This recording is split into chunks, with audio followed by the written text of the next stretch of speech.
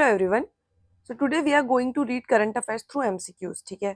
और मैंने क्वेश्चंस बनाए स्टैटिक पोर्शन से, तो जो भी करंट अफेयर्स में आज टॉपिक्स आए थे उनके स्टैटिक पोर्शन पे क्वेश्चंस है।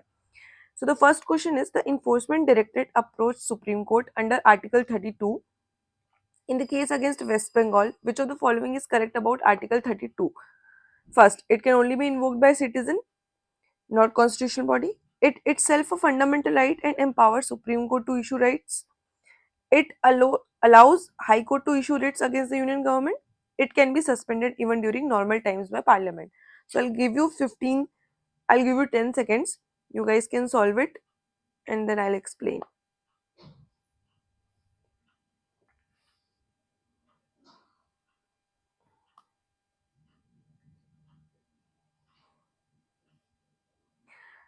So the correct answer is B. It itself a fundamental rights and empowers Supreme Court to issue writs. ठीक है. So उसका static portion देख लेते हैं. Article 32 right to constitutional remedies है, ये फंडामेंटल राइट है। डॉक्टर अंबेडकर ने इसको heart and soul of the constitution भी बोला है। आर्टिकल 32 के अंदर सुप्रीम कोर्ट जो होता है वो रिट्स इशू कर सकता है। रिट्स कितने टाइप के होते हैं? 5 टाइप के होते हैं, habeas corpus, mandamus, prohibition, statutory and क्यो वारंटो। अब इसी का सिमिलर हाई कोर्ट के लिए आर्टिकल 226 में आता है, जहां पर हाई कोर्ट जो होते हैं वो रिट्स इशू कर सकते हैं, ठीक है। आर्टिकल 32 सिर्फ नेशनल इमरजेंसी के टाइम पे सस्पेंड हो सकता है, which is in article 359। Article 131 जो है वो original jurisdiction for central versus state disputes article 131 के अंदर आता है, ठीक है। Now let's go for the second question. Finance Minister met bank heads over risk from Anthropic Methods AI model. The meeting was attended by RBI in MeetI. Which of the following about RBI's regulatory role is incorrect? तो RBI basically RBI का static के ऊपर question है, ठीक है। So option A is RBI regulates commercial bank under Banking Regulation Act 1949. RBI is the lender of last resort for scheduled banks. RBI regulates insurance company under IRDA Act. RBI issue currency notes except 1 rupee note, ठीक है। I'll give you 10 seconds again.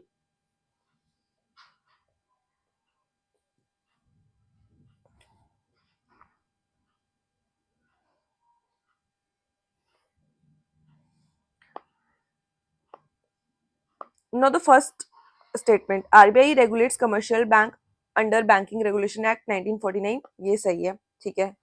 Next, RBI is the lender of the last resort for scheduled bank, yes ये लिखा ही हुआ है, ठीक है। ये हम लोग पढ़ते हैं जब भी आरबीआई के बारे में पढ़ते हैं तो। Third is RBI regulates insurance company under IRDA act, ये गलत है, ठीक है। RBI issues currency note except 1 rupee note, ये भी सही है। Let's see the answer. Insurance regulatory body जो होती है वो आईआरडीए जो होता है उसको रेगुलेट करता है, insurance regulatory and development authority of India. RBI 1935 में एक्ट से आया था, 1935 के एक्ट से, और नेशनलाइज किया गया था इसको 1949 में। All other currency issued by RBI, जो जितनी भी करेंसी होती है वो आरबीआई इशू करता है। 1 रुपी का जो नोट होता है वो मिनिस्ट्री ऑफ फाइनेंस इशू करती है, ठीक है। ये याद रखना, मिनिस्ट्री ऑफ फाइनेंस इशू करती है, जिसमें फाइनेंस मिनिस्टर के सिग्नेचर्स होते हैं, ठीक है। मीटी ministry of electronics and information technology है। बैंकिंग रेगुलेशन एक्ट 1949 के अंदर आरबीआई जो करता है सारे बैंक के ऊपर उसका सुपरवाइजरी रोल होता है, ठीक है। इसीलिए ऑप्शन ए जो था वो सही था। Let's see the next question. The Bombay High Court quashed charges in 2006 Malegaon blast case. Malegaon कहां पर है? मालेगांव है नासिक में, महाराष्ट्र, ठीक है। Criticizing NIA for conducting a fresh investigation. NIA was established under first NIA Act 2006 following 7/7 London bombings, NIA Act 2008 following 26/11 Mumbai attacks, Unlawful Activities Prevention Act 1967 and National Security Act 1980.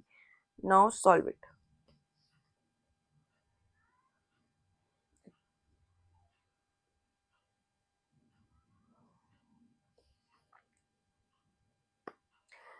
तो NIA जो आया था वो 26/11 के attack के बाद आया था, ठीक है।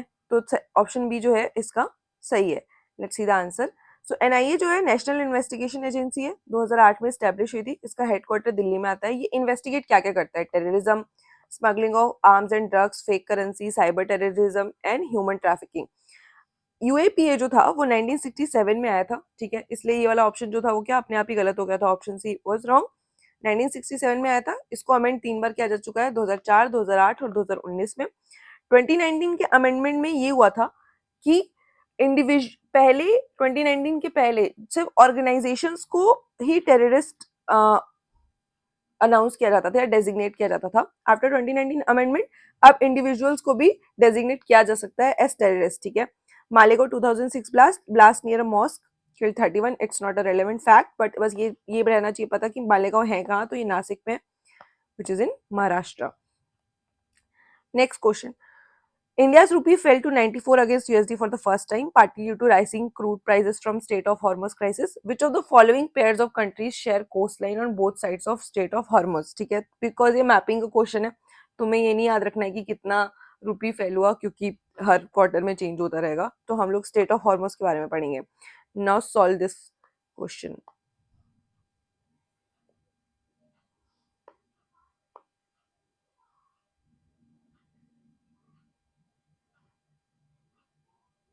सॉरी, तुम लोगों को क्वेश्चन नहीं दिख रहा था। Now you guys can see the options.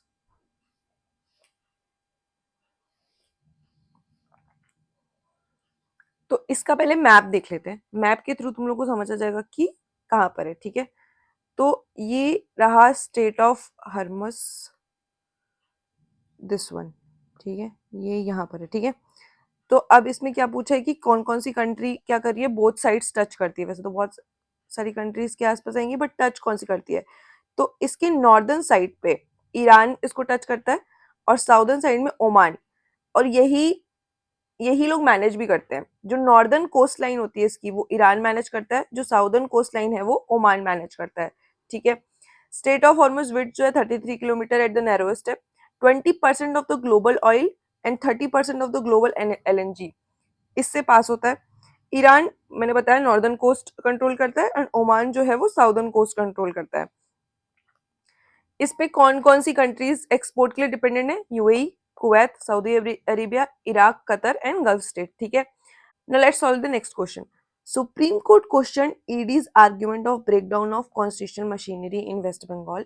Article 356 President Rule can be invoked based on which report? Now you can solve this question.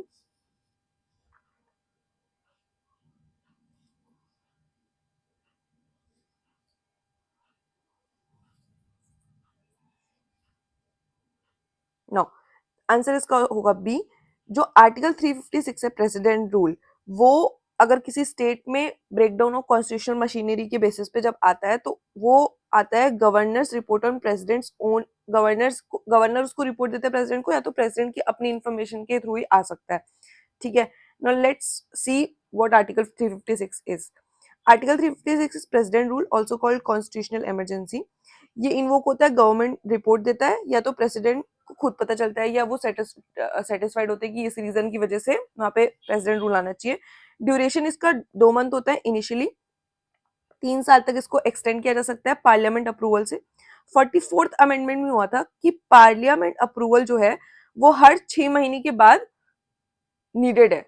After 1 year, जैसे ही 1 साल का पीरियड होगा, उसके हर 6 महीने के बाद पार्लियामेंट अप्रूवल चाहिए होगा प्रेसिडेंट रूल के लिए। Landmark cases SR Bommai versus union of India. Supreme court ने इसमें जुडिशियल रिव्यू को बोल दिया था कि अगर प्रेसिडेंट रूल आता है तो उस पे वो सब्जेक्ट टू जुडिशियल रिव्यू होगा। वो एसआर बोमाई केस से आया था। आर्टिकल 355 क्या होता है? आर्टिकल 355 में लिखा है कि ये सेंटर की ड्यूटी है कि वो स्टेट्स को प्रोटेक्ट करेंगे from external aggression and ensure constitutional government, क्योंकि किसी भी स्टेट में ही आएगा प्रेसिडेंट रूल। आर्टिकल 356 बहुत बार यूज हो चुका है, like 100+ times since 1950। Most controversial uses in 1917 and 80s। Now let's solve next question. West Bengal Assembly election uses EVM. Which of the following about EVM and VVPATs is correct? EVM was first used in all constituency in 1999 general election. VVPAT was introduced for the first time in 2014 general election. The EVM ballot unit record a maximum of 3840 votes. Supreme Court ordered 100% VVPAT EVM match in 2024. इसमें से कौन सा correct है वो बताना है।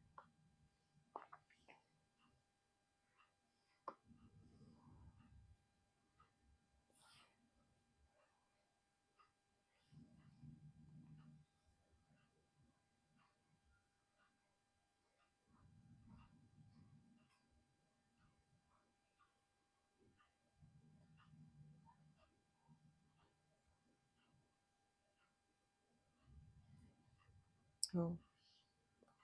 Now the answer is C. The EVM ballot unit can record a maximum of 3840 votes. तो मैं जब सॉल्व करी थी तो मेरा भी ये क्वेश्चन गलत हो गया था. ठीक है, लेट्स सी द फैक्ट. सारे के सारे फैक्ट है सारे ऑप्शन में. ईवीएम जो है इलेक्ट्रॉनिक वोटिंग मशीन होता है. बीईएल ईसीएल ने डेवलप किया. This is not a relevant fact. सबसे पहले परूर कंस्टिट्यूंसी केरला में इसका यूज हुआ था. 1982 में पार्शियल ऑल कॉन्स्टिट्यूंसी, 2004 में ऑल कॉन्स्टिट्यूंसी में इसका यूज हुआ था. वीवीपैट जो है voter verifiable paper audit trail होता है. इसको इसका सबसे पहले यूज नॉक्सन नागालैंड 2013 के इलेक्शन में किया गया था. Control unit can handle up to 64 candidates, records max 3840 votes. तो उस बेसिस पे ऑप्शन सी जो है वो करेक्ट है. ये गलत हो गया क्योंकि सबसे पहले 2013 में इसका यूज हुआ था. एंड ईवीएम वाला भी गलत हो गया क्योंकि सबसे पहले 1999 2004 में उसका यूज हुआ था. ठीक है, उसके बाद सुप्रीम कोर्ट ने ऐसा कुछ ऑर्डर नहीं दिया जिसमें 100% वीवीपैट ईवीएम मशीन होगा. ठीक है, उसने बोला है 2024 में कि ये डिमांड रिजेक्ट कर दी और बोला कि जो भी इलेक्शन कमीशन का प्रोसेस होगा उसके थ्रू ही इलेक्शन होगा. No next question. India rice exports fell 7.5% to 11.53 billion, partly due to West Asia conflict affecting shipments to Iran. Iran is India's top basmati rice export destination.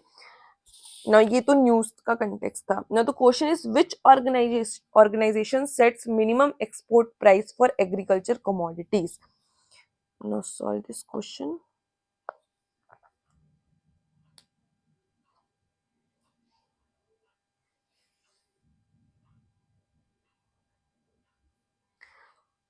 So the answer is B. APEDA under Commerce Ministry. देखते हैं. तो it is agriculture and process food products export development authority. अब export आ गया तो obviously जो भी export prices होंगे वो वही करेगा. ये 1986 में स्टेब्लिश हुआ था. एमईपी जो होता है वो मिनिमम एक्सपोर्ट प्राइस होता है. इसको इसलिए सेट किया जाता है ताकि जो डोमेस्टिक कंज्यूमर्स हैं तो उनको ना झेलना पड़े जब डोमेस्टिक प्राइस जो होंगे वो राइज करेंगे. बासमती राइस को जीआई टैग मिला हुआ है. ठीक है, it is registered under GI act 1999. Grown in specific regions of Punjab, Haryana, UP, Jammu Kashmir, Himachal Pradesh and Uttarakhand. India is the world's largest rice exporter. अब हमसे सबसे ज्यादा एक्सपोर्ट कौन करता है? Iran, Iraq, Saudi Arabia, UAE are major basmati importers from India. The next question is the India African forum summit theme is enduring partnership shared vision. Theme याद रखना है सबका क्योंकि थीम पे भी क्वेश्चन आता है. Which of the following about India-Africa relation is incorrect? ठीक है. So the first statement is Africa is the largest recipient of Indian Development Assistance outside South Asia. IIT Zanzibar is an example of India's institutional cooperation. India has diplomatic missions in every African country. Indian diaspora in Africa numbers approximately 3 million.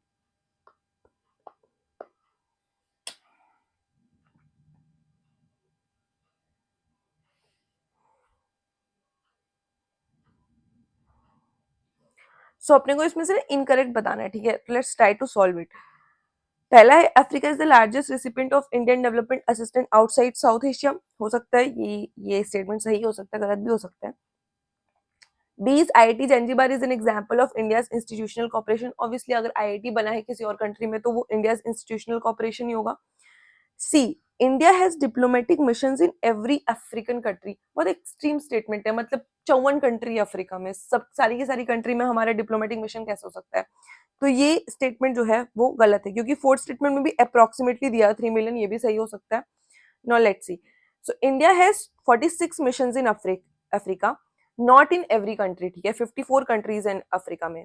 ठीक, recently India Africa summit की जो addition है 2008 में हुआ था, 2011 में हुआ था, 2015 में हुआ था और 2026 में हुआ है. इंडिया का जो डेवलपमेंट असिस्टेंट है अफ्रीका में किस किस चीज की, lines of credit, capacity building and technology transfer में होता है. आईआईटी ज़ैंज़िबार जो है इंडिया का पहला आईआईटी है जो अब्रॉड में बनाया गया तंजानिया में. India Africa trade is almost $100 billion. African union has 55 member states और उसका हेडक्वार्टर जो है एडिस अबाबा में है, Ethiopia. India supported Africa getting permanent seat in G20. ये फैक्ट है इंडिया अफ्रीका रिलेशन से related. Now next question is the Thirusar Puram recently seen in news due to cancellation of fireworks following the Mudadhikode tragedy is primarily celebrated in which of the following states?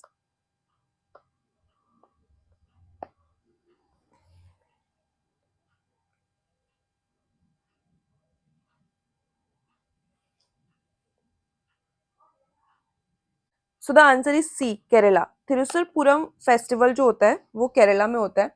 And दो चीजें याद रखनी है, एक तो ये festival कहाँ पर होता है, केरला में होता है। दूसरा ये कौन से टेम्पल पे होता है, तो ये जो टेम्पल है वो वंडा कुंडथम टेम्पल है जो कि केरला में है, ठीक है। अब ये टेम्पल किस किस लिए जाना जाता है, तो इट इज एकदम घटिया आंसर है, डेकोरेटेड एलिफेंट्स में जो दिया नहीं याद रखेगा, सिर्फ केरला में होता है। Now let's solve the next question, ठीक है।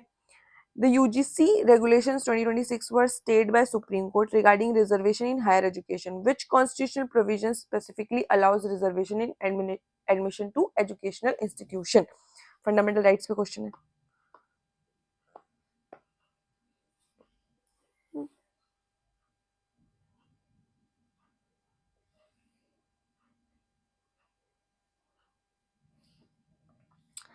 So the answer is B, ठीक है।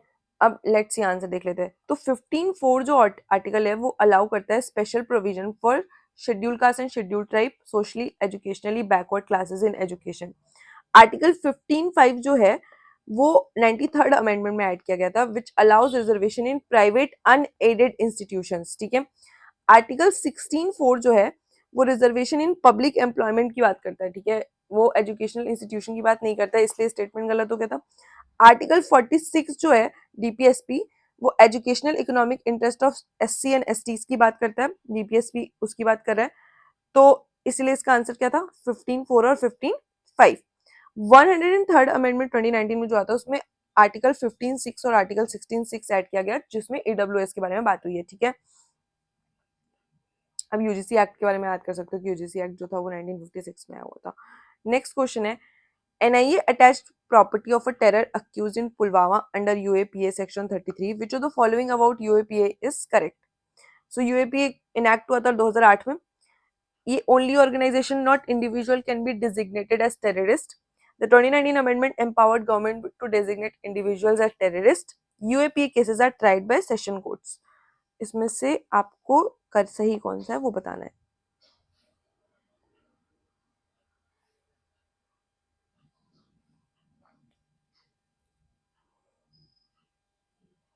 So the answer is C, okay, ठीक है। तो जो यूएपीए एक्ट है वो 2008 में आ ही नहीं सकता था, बिकॉज एक्ट में ही है, 1967 में आया था यूएपीए एक्ट, ठीक है। तो ये वाला आंसर गलत हो गया। ये दोनों जो है ये स्टेटमेंट एक साथ पढ़ोगे तो आपको समझ आएगा कि कोई एक ही सही हो सकता है। ओनली ऑर्गेनाइजेशन नॉट इंडिविजुअल्स, गलत है ये, ठीक है। अब 2019 के अमेंडमेंट के बाद इंडिविजुअल्स को भी हम लोग डेजिग्नेट कर सकते हैं एज टेररिस्ट, तो ये वाला आंसर जो है वो सही हो जाएगा। UAPA cases are tried under session courts, नहीं, स्पेशल कोर्ट्स होते हैं, ठीक है, इनके लिए एनआईए कोर्ट्स जो डेजिग्नेटेड होते हैं उस पर्टिकुलर केस के लिए। Let's see next question. 13, India and Egypt held there 11th joint defence committee meeting, ठीक है। So India Egypt defense relation are part of India's broader strategy. So Egypt is a member of which of the following organization? ये static question आपको ये बताना है। तो first option है Arab league, African union, non alignment movement, Arab league, OPEC, SCO, African union, BRICS, NATO और Arab league only. सी बहुत factual question है, तो मैं पता है कि वो किसका किसका मेंबर है तो आंसर है, नहीं तो नहीं आंसर है। तो इसका आंसर जो है वो ए है, ठीक है। सो इजिप्ट जो है उसने ब्रिक्स ज्वाइन किया था जनवरी 2024 में। इजिप्ट जो है वो सुएज कैनाल कंट्रोल करता है, handles 12% of the global trade. India Egypt relation strategic partnership है सिंस 2023, पीएम मोदी ने विजिट किया था वहां पे। इजिप्ट अफ्रीका की सबसे थर्ड लार्जेस्ट इकोनॉमी है, नॉन अलाइनमेंट मूवमेंट का भी पार्ट है ये, ठीक है। OPEC, Egypt is not a member of OPEC, ठीक है। उसके मेजर मेंबर है Saudi Arabia, UAE, Iran, Kuwait and Venezuela. Egypt has a observer state under SCO, ठीक है। फुल मेंबरशिप में नहीं है वो, फुल मेंबरशिप में India, China, Russia and Pakistan आते हैं। Next question, constant currency growth refers to, पहला growth measured in Indian rupees only, revenue growth excluding the impact of currency exchange, growth rate fixed by RBI और growth rate measured again US dollars.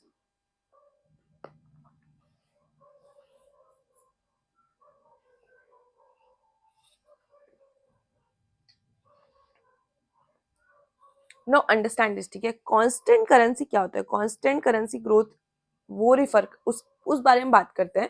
ये किसी भी company का जो revenue growth होता है उसको मेजर करने के लिए होता है, ठीक है। Answer is B, revenue growth measure करने के लिए होता है excluding the impact of currency exchange, मतलब बेसिकली फॉरेक्स एक्सचेंज जो होते हैं उसको एक्सक्लूड करके जो इम्पैक्ट होता है उस टाइम पे जो ग्रोथ हो रही होती है उसको मेजर करते हैं अपन कांस्टेंट करेंसी ग्रोथ से, ठीक है। ये न्यूज का पार्ट है, इन्फोसिस के बारे में बताया, ठीक है। कांस्टेंट करेंसी जो होता है removes forex impact to slow show true business growth actual में कितना हुआ है, ठीक है। इंपॉर्टेंट इसलिए क्योंकि आईटी कंपनीज जो यूजुअली अर्न कर रही होती हैं वो यूएसडी डॉलर्स यूआर ईजीबीपी में अर्न कर रही होती हैं, ठीक है, बट वो आईएनआर में रिपोर्ट करती हैं। अब मान लो जो रूपी होगा वो डेप्रिशिएट करेगा, ठीक है। सपोज अभी $1 में 94 रुपीज आ रहे हैं, अगर $1 में 106 रुपीज आने लगे तो रूपी क्या हुआ, डेप्रिशिएट हुआ है। जब रूपी डिप्रिशिएट होगा तो वो जो आईएनआर रेवेन्यू शो कर रही है वो कंपनीज, वो अपने आप इन्फ्लेटेड अमाउंट शो करने लगेगा। इसीलिए फॉरेक्स एक्सचेंज को हटा के जो ग्रोथ होता है उसको मेजर करते हैं कांस्टेंट करेंसी ग्रोथ बोलते हैं, ठीक है। वो क्लीनर पिक्चर देता है उनके ऑपरेशनल परफॉर्मेंस के बारे में। Now last question, the Telangana SEEPC survey used a composite backwardness index across 242 castes. The constitutional provision for caste census enumeration of OBC is, ठीक है। Option A, Article 340 mandates caste census every 10 years.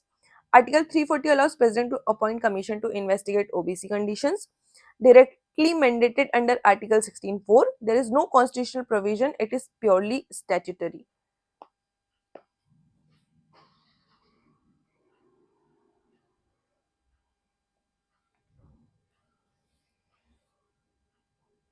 So the correct option is B, ठीक है। अब article 340 जो होता है वो ये अलाउ करता है कि प्रेसिडेंट जो है वो national commission for backward classes क्या कर सकते हैं, अपॉइंट कर सकते हैं, कमीशन अपॉइंट कर सकते हैं to investigate the condition of socially backward classes, ठीक है। फर्स्ट बैकवर्ड क्लास कमीशन बनाया गया था काका कालेलकर कमीशन 1953 में। सेकेंड कमीशन आया था मंडल कमीशन 1979 में। ईयर याद रहना चाहिए, मंडल कमीशन इज वेरी इंपॉर्टेंट क्योंकि इन्होंने ही रिकमेंड किया था 27% of OBC reservation. Mandal commission VP Singh government में आया था और इस पे जो जजमेंट इसका जो भी इन्होंने रिकमेंड किया था उसको इंदिरा साहनी केस में क्या किया गया था, अपहेल्ड भी किया गया था। फिर 50% सीलिंग भी लगाई गई थी इंदिरा साहनी केस में कि इसके ऊपर रिजर्वेशन नहीं होना चाहिए। सेंसस जो है वो यूनियन सब्जेक्ट है, आर्टिकल 246 के अंदर सेंसस की बात की गई है, ठीक है। ओबीसी के लिए बॉडी है एनसीबीसी, वो कॉन्स्टिट्यूशनल बॉडी है जो आर्टिकल 338 बी में आती है, ठीक है। 102nd अमेंडमेंट में आया था 2018 में। कास्ट सेंसस जो है 1931 में लास्ट किया गया था और socio economic and caste census 2011 का डेटा रिलीज किया गया। सोशियो इकोनॉमिक सेंसस वो भी पार्शियली डेटा ही रिलीज किया था, ठीक है। कंप्लीट कास्ट सेंसस इंडिया में नहीं हुआ है अभी तक। सो या दैट इज इट। सो हमने 15 क्वेश्चन सॉल्व किए, 15 डिफरेंट न्यूज थी, कुछ फैक्चुअल थी, कुछ पॉलिटी से रिलेटेड थी। Hope you liked it. Thank you so much for watching. Bye bye.